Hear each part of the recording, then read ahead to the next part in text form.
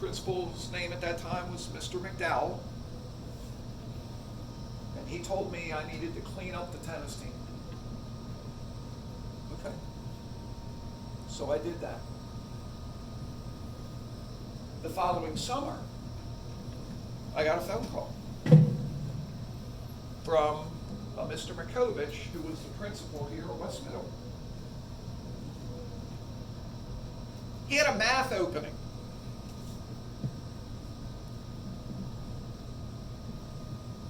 The reason he found out about me was from Mr. McDowell. Because I had taken that tennis job. That's why I'm here. That's what I'm talking about. I got put at the top of the list for interviews because I knew somebody that could help further my career and could help keep me in Westminster so I could still be the tennis coach. Which I still am.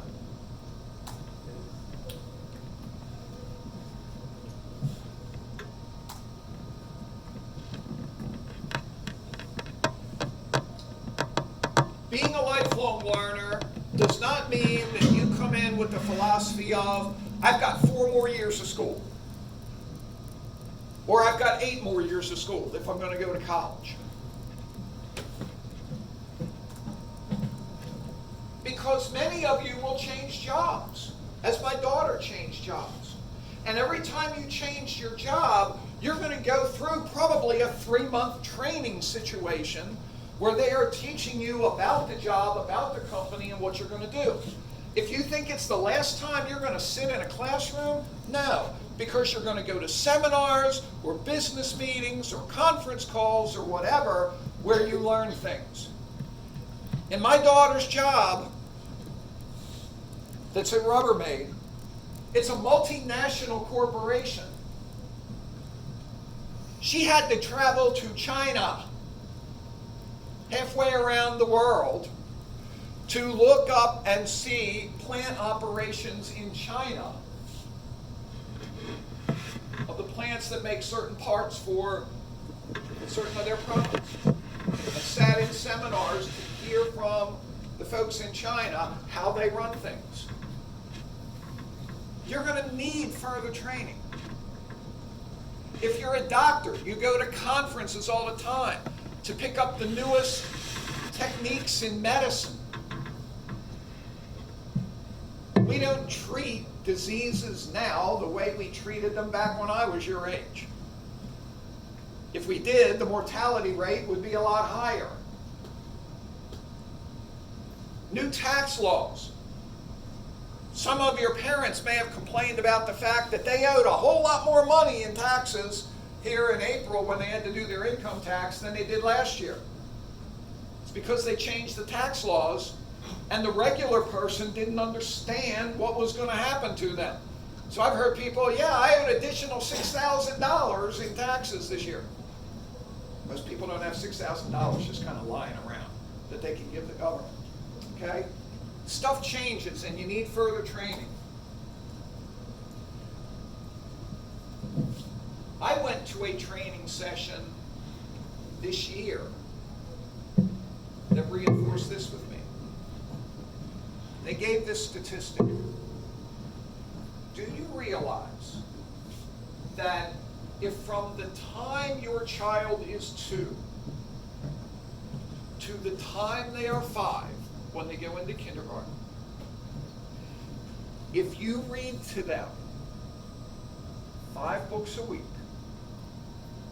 that by the time they get to kindergarten, they will have been exposed to more than 2 million words. They will know most of them, either by sight or by sound. Most 5-year-olds right now don't have a 2 million word vocabulary. If you read to your child from 2 to 5 books a week, it's not that much, believe it or not. Over 2 million words. You will set your child on a course for academic success, both with the love of reading as well as with the vocabulary development that they're going to need to be successful in school. You will be your child's first teacher. Do not abdicate that responsibility.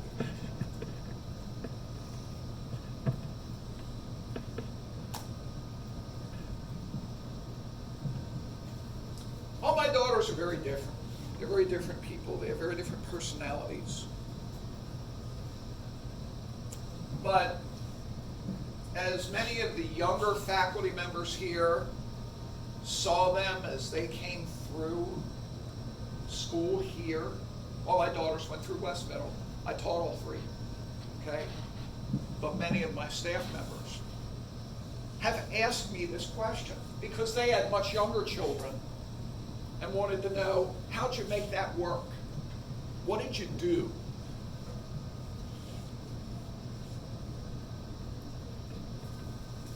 As you begin having families, this is really important. And where I got this is actually from a course that I took in the Chinese civilization. Whether you realize it or not, when you meet someone from China and they introduce themselves, they do not introduce themselves Seth Navarro. They introduce themselves Navarro Seth, where you make a connection with their family name first, and then who they are as an individual. See, here we do it backwards. I'm Peyton, and yeah, my last name's Good. Okay? So, what I tried to do, and a lot of this was because of my coaching as well, we always try to impress upon our kids that our last name meant something in this community, and that they were duty bound to uphold that name. Many, many years ago, there was a high school party where there was alcohol. It was in February. It was in February. A lot of athletes got busted at this party, which meant that they were going to be rendered ineligible for 45 days into the spring season. They would become eligible second week of April. We had to have a meeting with the principal and the athletic director to determine how were we going to handle the fact that we would be missing all these athletes to start the season. They would miss tryouts, and then they would become eligible in the middle of the season. How are we going to make a team, and then in the middle of the season make a new team, potentially with all these athletes that had gotten busted?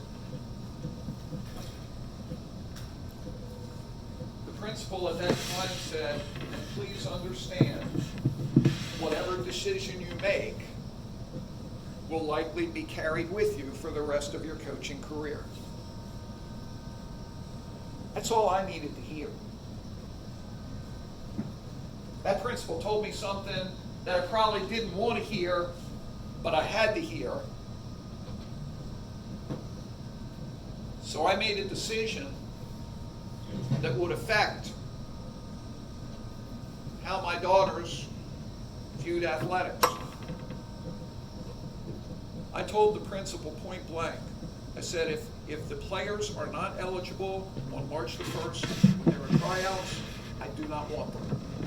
And I didn't even know who was involved. And he wouldn't let us know who was involved until after we made the decision.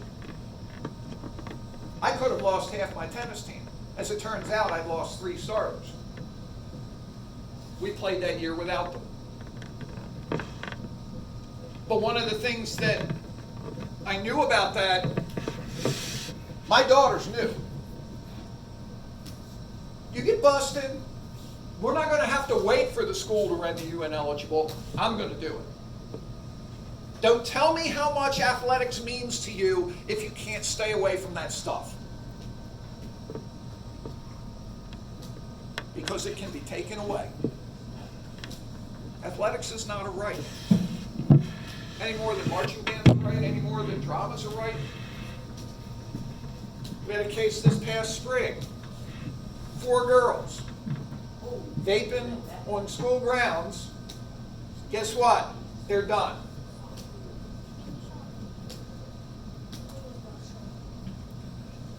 How many of you have older brothers or sisters? How many of you feel like your older brothers or sisters have done a pretty good job blazing the trail for you, have done a good job establishing a good name for your family at the high school or whatever school you've gone through? Some of you. How many of you feel like you're going to go in and you're going to have to undo some of the stuff your older brothers or sisters have done? Okay? This is the key. You've got to make sure that your family name stands for what it needs to stand for, whatever that is. And when you have families, that's one thing you impress upon your sons and daughters. Our family name means something. You're a part of this family. We don't want you going out and doing all kind of stupid stuff and having, oh yeah, that's the McCullin's kid. He's blah, blah, blah, or she's blah, blah, blah. You see how that happens? Happens real easily. Okay? And it doesn't take much. You need to do the best thing that you can to make sure that your name means something positive. All right? And especially for those of you that have younger brothers or sisters that are coming up behind you.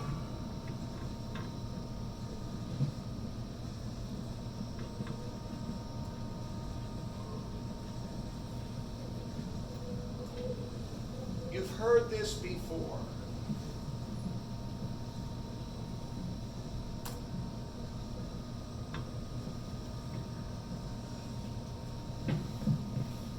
One of the things I know is that if I can get you to care every day about something like homework,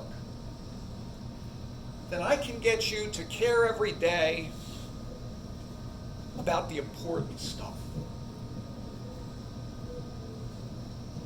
Because so many of you have seen firsthand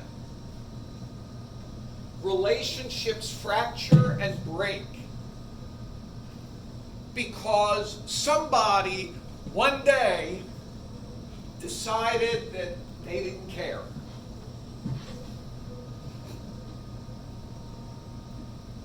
And most of the people that I've talked about or talked to that have gotten divorced can point back to a particular action, a particular day, a particular event where stuff changed.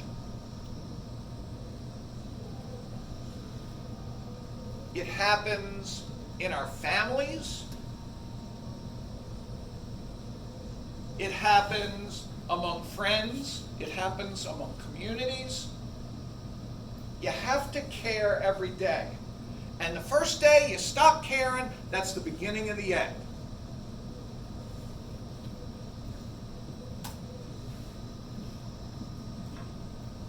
You can't treat somebody disrespectfully one day and then want them to do something for you the next. That's not the way the world works.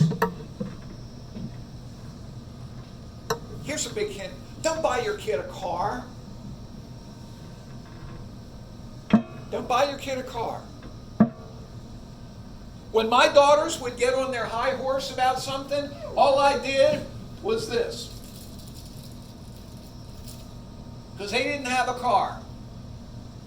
And it brought them right down back to where they were and where they should have been in terms of respect And in terms of the fact that whether they liked it or not, they still needed us for things. And they learned very early on, you can't treat somebody disrespectfully one day and want them to do something next. My kids were left home from some events. You want to be that way? Fine. You can stay home from blah, blah, blah party you were going to go to. No, too late. You have to be willing not to be your kid's friend and to do stuff that they need to hear, not what they want to hear, so that you get a good person at the end. You know what I'm saying?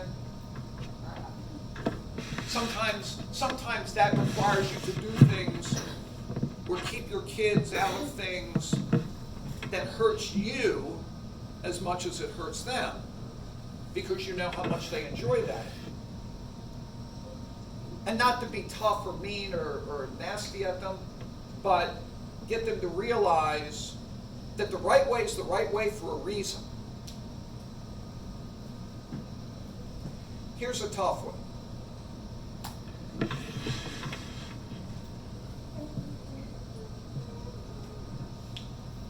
I wish someone had told me this when I was in the 8th grade. How many of you currently have parents that are caring for your grandparents in part or totally? So you understand what I'm talking about. You understand what I'm talking about? My father's death 10 years ago hit me very hard.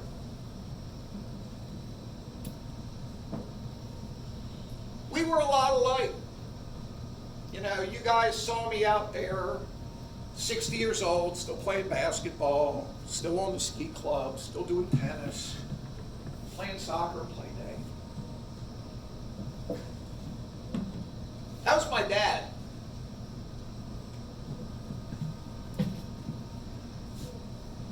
So, when he needed assistance to get from a chair to the bathroom,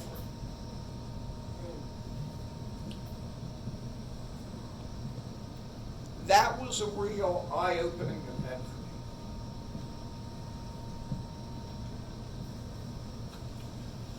The people that you currently live with will age.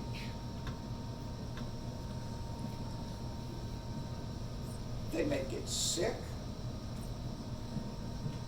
They may deteriorate.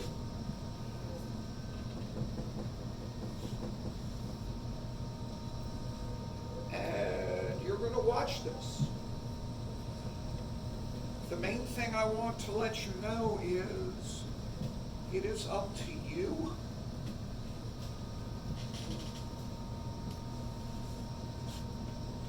your siblings to care for them.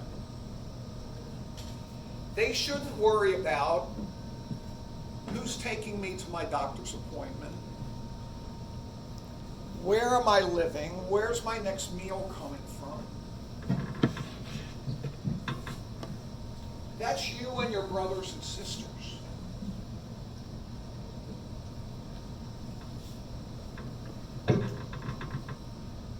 And it's something that you need to do willingly, and it's something that you need to plan for.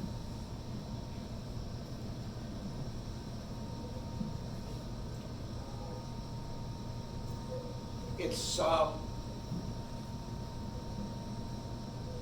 some of you will see your parents deteriorate, and it's not easy. Some of you will have the other experience.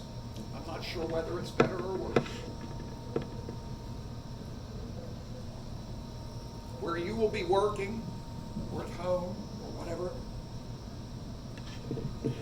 and you'll receive a phone call, and your parent will be gone.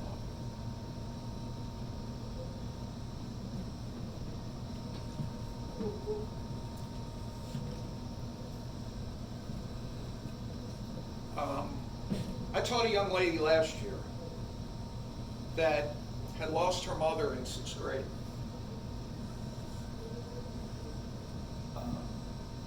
I just found out that her father had passed away of a massive heart attack a few weeks ago. Here she is in 9th grade. Neither parent is alive. So please understand that things change. Your family dynamic will change.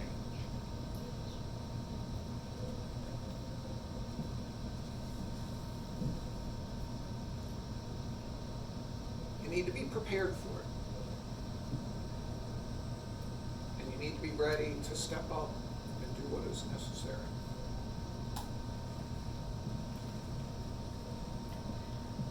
This is, I think, fairly obvious, but you know what?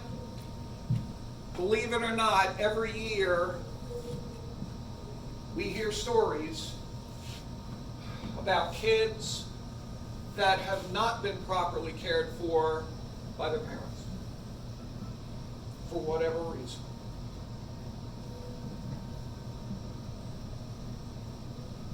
How is your child going to succeed in life, school, or anywhere without your parental guidance? How's that going to happen? Are they left to figure it out on their own? See, this goes back to that unicorn thing I was talking about. Don't have children with people that aren't your unicorn.